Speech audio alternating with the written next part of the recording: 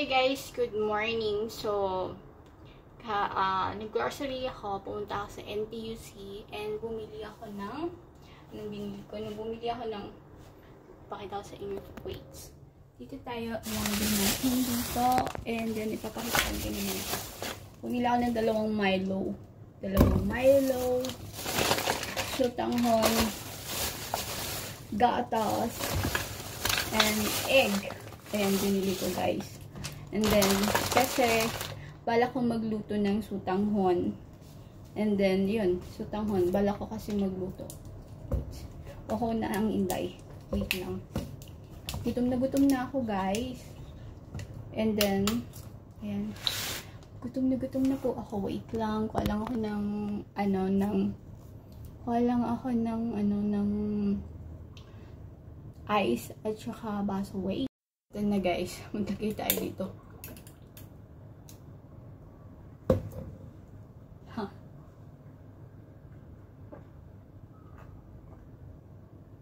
Sarap.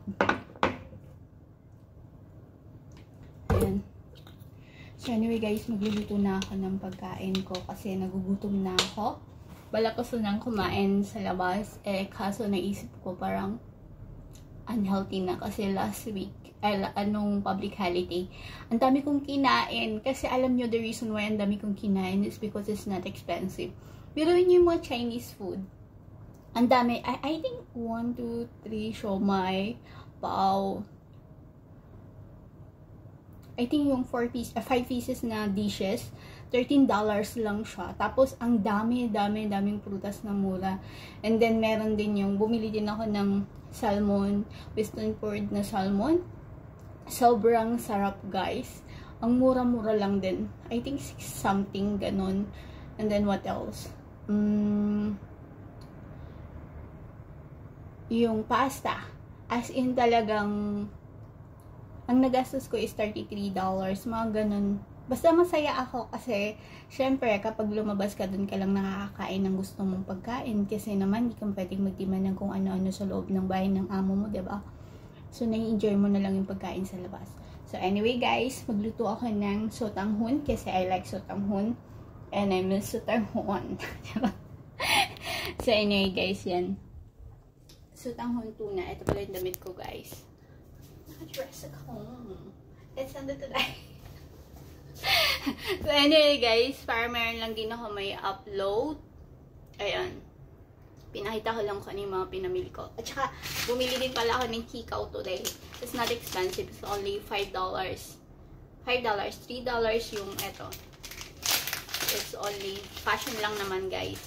Eto, $2 to. Ang cute no, butterfly. And then, eto. Ano din to? Butterfly. I like butterfly. Maling matagpuan ko na yung soulmate ko. Ikaw ba yung daddy?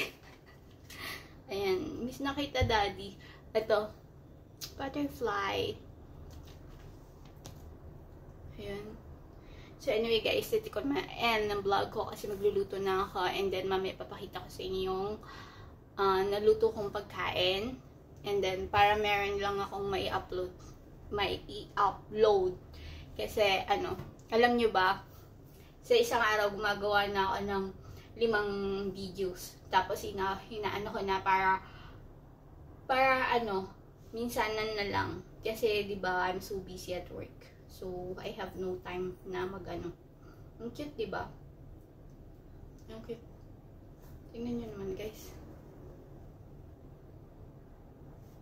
Yan, no? Ang cute niya. So, anyway guys, ito na end yung vlog ko kasi magluluto na ako at gutom na ako. 10:30 na. Kararating ko lang dito sa bahay and then, ang init-init. Sobrang init sa labas. So, bye guys and